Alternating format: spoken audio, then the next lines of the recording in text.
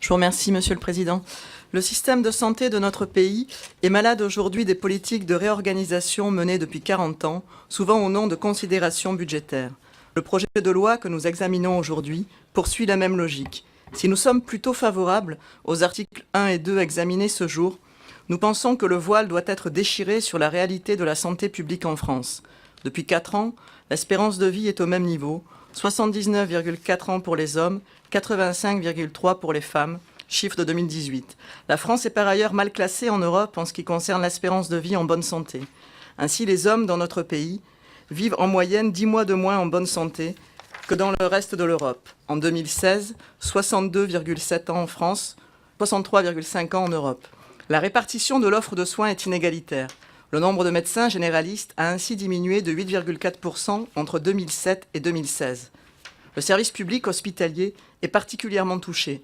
Selon des chiffres de la Direction de la recherche, des études et de l'évaluation en santé, les restructurations ont conduit à ce que le nombre de sites hospitaliers publics chute de 7% en 5 ans.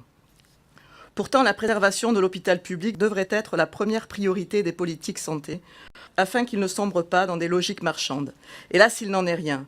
Votre projet de loi s'inscrit dans la droite ligne d'un hôpital-entreprise qui met au second plan les conditions d'accueil des patients. Au contraire, vous favorisez les établissements privés à but non lucratif de manière incompréhensible en leur octroyant un délai supplémentaire de 3 ans pour se mettre en conformité avec le Code de la santé publique dans ses dispositions sur les dépassements d'honoraires. De plus, si nous nous accordons parfois sur la réalité d'un système de santé qui s'essouffle au bord de l'explosion, les conclusions que nous en tirons sur les politiques à mener sont différentes. Vous avez ainsi l'intention, par la future création d'un statut unique de praticien hospitalier, de supprimer le concours, ainsi que d'accroître le recours aux contractuels dans le milieu hospitalier. Vous projetez également de redéfinir par ordonnance les missions et la gouvernance des hôpitaux de proximité. En premier lieu, nous ne passerons pas sous silence l'extraordinaire latitude que vous donnez au gouvernement pour légiférer par ordonnance sur de nombreux sujets. Mais surtout, la rationalisation des hôpitaux de proximité, nouvel avatar des anciens dispensaires, devrait se traduire en certains endroits par des services de moindre qualité, voire des structures qui disparaîtront faute de médecins. Et que dire des mesures de mutualisation incluses à l'article 10 du projet de loi qui entend renforcer l'intégration au sein des groupements hospitaliers de territoire.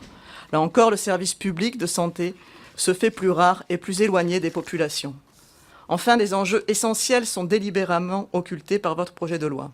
La France insoumise les portera lors des discussions à venir. L'épuisement des professionnels de santé lié à la situation de sous-effectifs, en particulier dans l'hôpital public, est criant. La question des EHPAD, de la misère des professionnels et du traitement des personnes âgées, ainsi que la concurrence effrénée des établissements qui actent la défaite du secteur public, doit être abordée. Enfin, le projet de loi met complètement de côté toute la politique de prévention en santé, qui ne peut être dissociée de l'organisation du système. Nous resterons très vigilants afin de promouvoir un système de santé conforme aux réels besoins de la population. Pour cela, il doit être égalitaire et accessible. Je vous remercie. Merci, Madame Ressigui.